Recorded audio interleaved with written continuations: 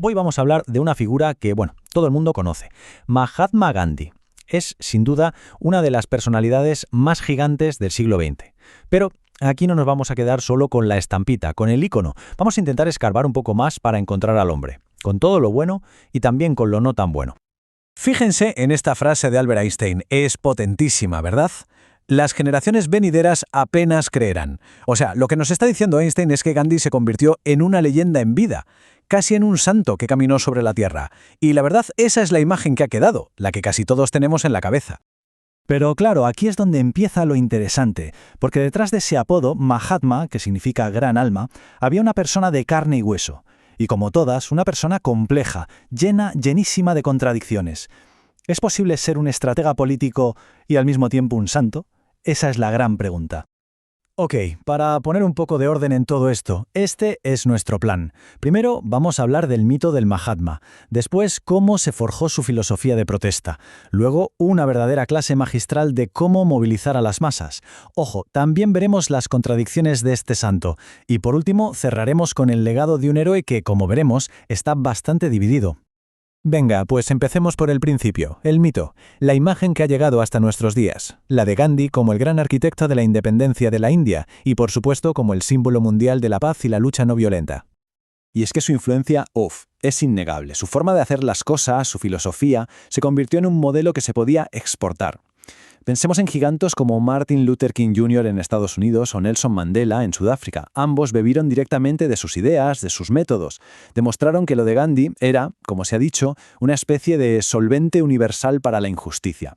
Vale, pero ¿de dónde sale todo esto? ¿Cómo se le ocurre a alguien una idea tan potente? Pues miren, no fue una inspiración divina ni nada por el estilo. Fue algo mucho más terrenal. Fue una herramienta que se forjó, literalmente, en el fuego.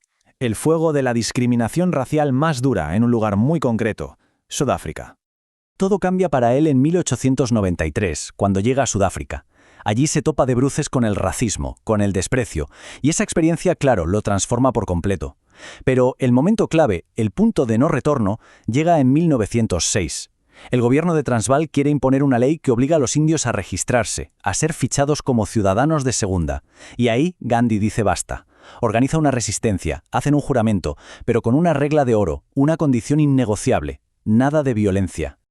Y de ahí nace el famoso Satyagraha. Ojo que esto es súper importante, no hay que confundirlo con resistencia pasiva.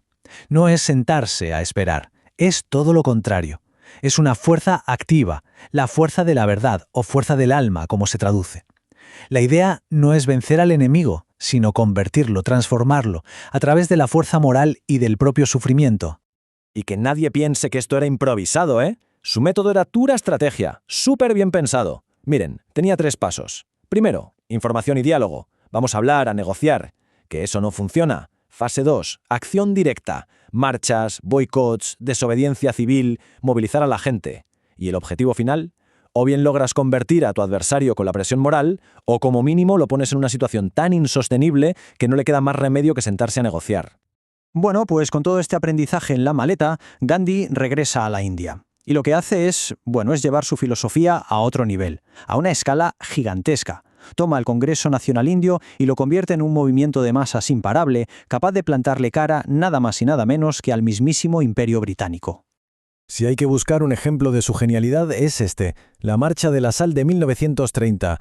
Piénsenlo, ¿hay algo más básico que la sal? Pues los británicos tenían el monopolio y le habían puesto un impuesto. Lo que hizo Gandhi fue brillante. Agarró esa necesidad cotidiana y la transformó en un símbolo potentísimo de desafío. Fue un acto de resistencia política que unió a millones de personas. Una jugada maestra. Es que su visión lo abarcaba a todo. El Satyagraha, la fuerza de la verdad, era la táctica, y siempre se basaba en el ahimsa, la no violencia. El gran objetivo era el Swaraj, que sí, significaba autogobierno, pero también autocontrol moral. Y todo esto se apoyaba en una pata económica, el Swadeshi, o sea, la autosuficiencia. Boicotear los productos británicos y fortalecer lo local. Era un plan completo. Y bueno, hasta aquí la parte más conocida, la del héroe. Pero ahora la historia va a dar un giro. Porque, como dijimos al principio, hay que mirar detrás del mito para encontrar al hombre. Y ese hombre tenía contradicciones muy, muy profundas. Y algunas, la verdad, bastante inquietantes. El contraste es brutal. Por un lado, el libertador de toda una nación. Por otro, un hombre con ideas muy estrictas y patriarcales. Por un lado, el símbolo de la pureza. Por otro, alguien que realizaba unos experimentos de pureza muy extraños, que incomodaron y mucho incluso a la gente que más lo admiraba. Es que hasta su mano derecha, Jawaharlal Nehru, se lo pidió al cineasta Richard Attenborough cuando iba a hacer la famosa película. Le dijo, no lo presente como un santo, era demasiado humano.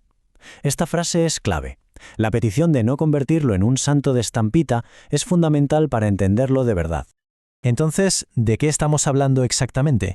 Pues de que su obsesión por la perfección moral lo llevó por caminos muy controvertidos. Hizo un voto de celibato, el brahmacharya, y para poner a prueba su autocontrol, realizó lo que él llamaba experimentos. ¿En qué consistían? Pues en dormir desnudo junto a mujeres jóvenes, incluida una sobrina nieta suya. Como es lógico, estas prácticas nos muestran una cara de Gandhi mucho más compleja y sin duda problemática. Y con esto llegamos al tramo final. La pregunta es, ¿cómo juntamos todo esto? ¿Cómo reconciliamos al estratega genial con el hombre de las contradicciones? Pues su legado es exactamente eso, una mezcla de un triunfo filosófico y una tragedia humana de proporciones épicas. 12 millones. Es una cifra que cuesta hasta imaginar. 12 millones de personas tuvieron que abandonar sus hogares durante la partición de la India en 1947. Fue una de las crisis de refugiados más grandes de la historia. Y a eso hay que sumarle esto. Se calcula que cerca de 1 millón de personas murieron en la violencia brutal entre comunidades que estalló. Es la gran paradoja. El hombre que dedicó su vida entera a la no violencia, a la ahimsa, no pudo frenar la ola de odio que partió en dos a su propio país. Y el final de su vida es la ironía más cruel de todas. El 30 de enero de 1948, el apóstol de la no violencia fue asesinado. ¿Por quién? Por un nacionalista hindú, un extremista que lo consideraba un traidor. ¿Y por qué? Pues precisamente por defender la paz y la tolerancia entre hindúes y musulmanes. Cuentan que sus últimas palabras mientras caía fueron Ram, que es como decir «Oh Dios», un suspiro final que se ha convertido en el sello de su martirio, el punto final a una vida entregada a una causa que, irónicamente, acabó bañada en sangre. Pero, a pesar de toda esta tragedia, su triunfo es universal, es innegable. Lo que hizo Gandhi fue, ni más ni menos, que reinventar la protesta política. Creó un nuevo lenguaje, un lenguaje moral para la resistencia que dio poder a los oprimidos en cada rincón del planeta.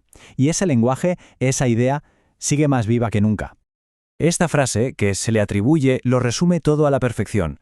Si hubiera justos, no necesitaríamos a los valientes. Su lucha, en el fondo, no iba de ser un héroe, iba de construir un mundo tan justo, tan decente, que la valentía y el sacrificio simplemente no hicieran falta. Y todo este recorrido nos deja con una pregunta flotando en el aire. La historia de Gandhi nos obliga a pensar en cómo recordamos a las grandes figuras de la historia. ¿Qué preferimos? ¿El mito, la figura de bronce sin defectos? ¿O nos atrevemos a mirar a la persona real, con todas sus complejidades y sus partes incómodas? La respuesta que demos a esa pregunta dice mucho, no solo sobre cómo entendemos el pasado, sino sobre qué tipo de líderes y qué tipo de sociedad buscamos en el presente.